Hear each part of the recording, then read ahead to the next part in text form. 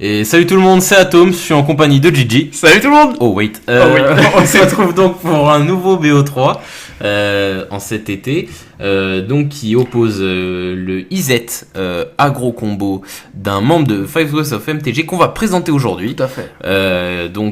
Il s'appelle Dave, il va répondre au pseudonyme de Dave. Oui, c'est pas son nom IRL bien sûr.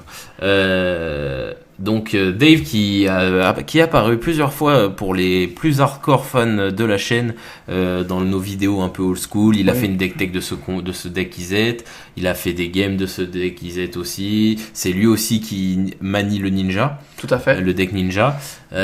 Donc voilà, il arrivera, hein, on l'avait déjà teasé il y a quelques temps, il arrivera bientôt sur la table de cast. Bien sûr. C'est juste qu'on a des emplois du temps qui sont différents. Donc voilà. Donc c'est lui qui gère IZ et en face on a Monsieur Atoms, grand vainqueur de plusieurs GP modernes. Tout à fait. Au règne du Coblade. Donc le Coblade qui qu'est-ce que c'est que ça ça je vais te laisser le dire, mais ce que je voulais dire surtout c'est que en format casual et surtout il avait une grande base du deck standard du même nom. Je te laisse un peu présenter comment fonctionne le deck vu que c'est la première fois qu'on le caste. Donc, vous avez déjà dû voir des anciens duels donc du Kogo, mais sauf que maintenant on va le caster. Et du coup, quelles sont les principales cartes du deck? Donc c'est bien sûr la Forge Stone Mystique, hein, qui franchement elle fait le jeu tout seul, on peut le dire. Clairement. Et du coup les Blades qui sont arrivés, Miraudin. Scars of Miraudin. Scars of Miraudin, donc elle aussi, hein, avec surtout la Feast and Famine, qui va donc vraiment, c'est vraiment la plus intéressante. Après, dans les anciennes extensions de Miraudin, il y a eu des anciennes Blades.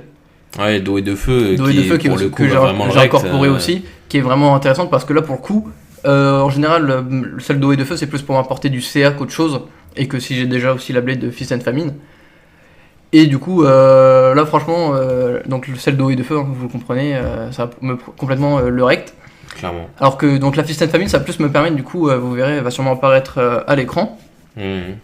Et donc vraiment pour me permettre de jouer complètement pendant mon tour et avoir de la réserve pour son tour à lui. C'est ça en fait, c'est que ça te permet à la fois d'être actif et d'être proactif. C'est ça. C'est-à-dire qu'en fait tu peux te curver entièrement, tu peux balancer tous tes sorts, t'attaques et paf ça redégage tous tes landes et t'es prêt à réagir à ce qu'il va faire.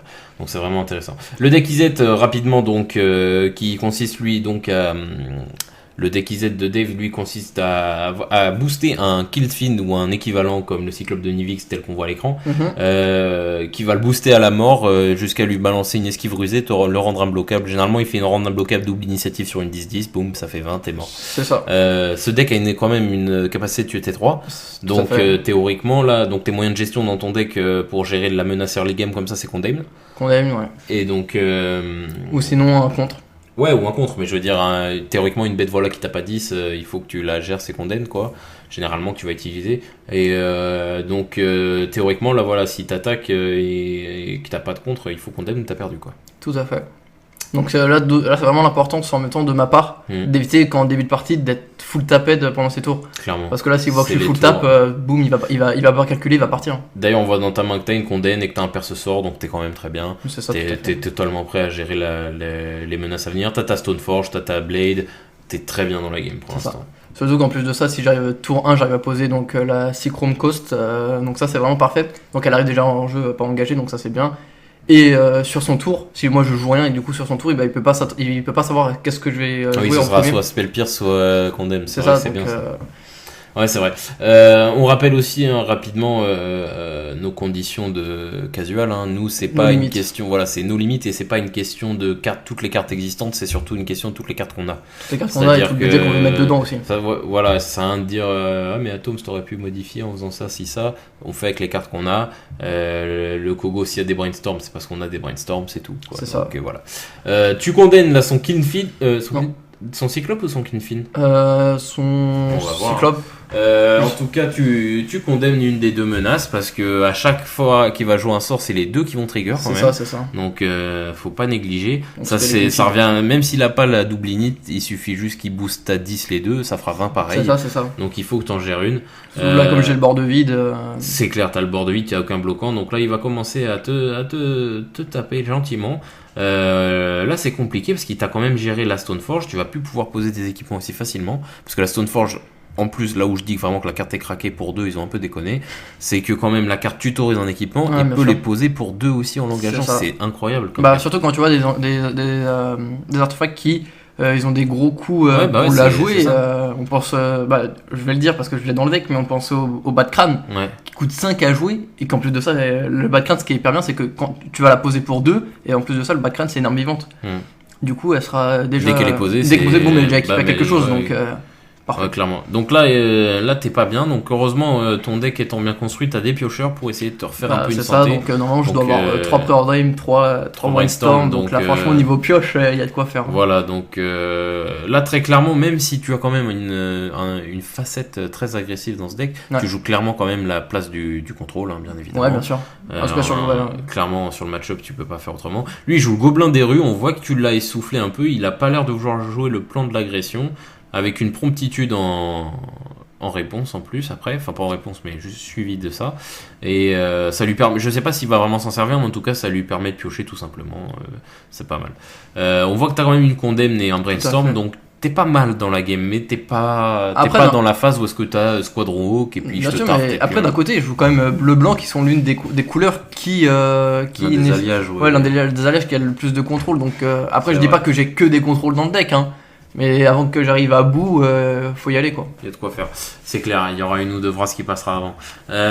Tu chopes l'épée d'eau et de feu. Alors ça c'est pas mal, il manque plus qu'un body pour l'équiper, sachant que tu as des Célestial Colonnades là sur le terrain. Bien sûr, mais après ça coûte très très cher. Faudrait que tu l'attaques et que t'équipes. Enfin voilà. Après, moi là, je sais pas comment tu vas jouer, mais moi je serais toi là. Bon après ça montre que t'as plus rien en main. Voilà, je poserai les équipements et je les équiperai. Bon après ça fait que ça coûte 7 à chaque fois. C'est ça. Et il faudrait 8 landes parce qu'il faut qu'il y en ait un qui soit une table pour taper. Tout à fait. Donc si je l'engage pour pas taper, bon. Ouais, c'est clair.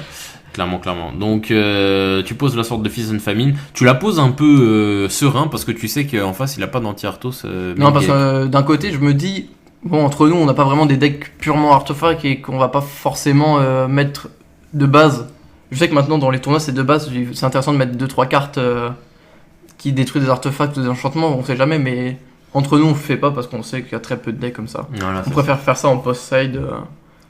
Que de rentrer des cartes qu'on sait à 90% de chance qu'il y aura 0 cible en face et que ce sera plus une carte morte qu'autre chose. C'est ça. Donc là il pose double mini Dragnaut, très clairement là il va te saucer. Tu décides de faire Célestial Colonnade. Et là tu misplays un peu parce que ça coûte 5 quand même ta Célestial. Bon, j'espère que tu lanceras pas de sort avec ce land là parce que sinon c'est quand même un peu de la triche. Un petit peu, ouais. J'espère quand même parce que sinon, ou alors c'est juste une erreur de ta part. Je pense que ça va être une erreur de ma part. Parce que je pense que là, de ce que je vois, j'ai engagé le land et après je l'ai désengagé, donc. Ouais, c'est juste en prenant l'autre, t'as déconné quoi. Ouais, je pense. Ouais. Bon là c'est bon, la goutte de sueur s'enlève, c'est bon, c'est rien fait avec. C'est bon, il y a pas eu de problème. Ok. Ah non, en fait non, il y a 5. Bah forcément puisqu'il t'a. Ah non, il y a 3 plaines. Oui, parce qu'il t'a départ silencieux. Ah ouais. Donc, ok. Attends, donc, d'ailleurs, du coup, tu rejoues ta Célestial. Tout à fait. Après, le problème, c'est que la Célestial, quand même, faut savoir, certes, c'est un bilan, mais je crois que c'est le cas de tous les Manland, elle arrive en jeu engagé. Ouais, elle arrive, tous les Manland arrivent en jeu engagé. Donc, d'un côté, ça me ralentit de m'avoir remonté. Parce que le problème en fait des manantes quand tu l'animes, ça devient une créature et elle est sujet à se prendre les contrôles de créatures bien sûr. Qu'est-ce que tu chopes? Oh, tu chopes Stoneforge Mystique et là le retour. Si t'es un bon, tu chopes Bat-Crâne et avec Bat-Crâne t'équipes et tu gagnes.